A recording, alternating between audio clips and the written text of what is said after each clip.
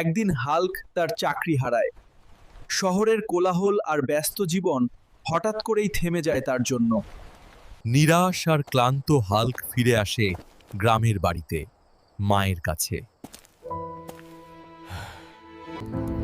মা, খুব খিদে লেগেছে, আমার জন্য কিছু খাবার দাও। রে বাবা, তোর মতো এত বড় শরীরের জন্য এত খাবার আমি কোথায় পাবো? এই কথায় বুক ভেঙে যায় হাল্কের। রাগ আর অভিমানে সে আবার শহরের পথে রওনা দেয়।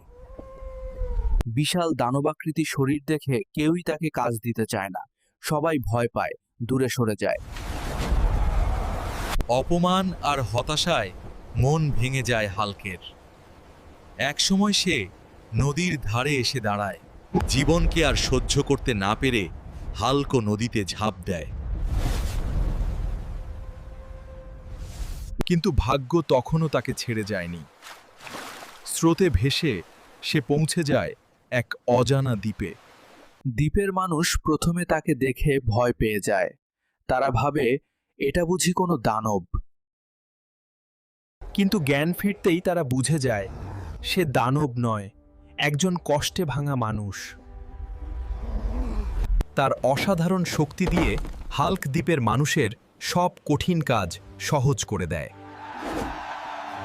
একদিন সে সিদ্ধান্ত নেয় এবার মায়ের কাছে ফিরবে।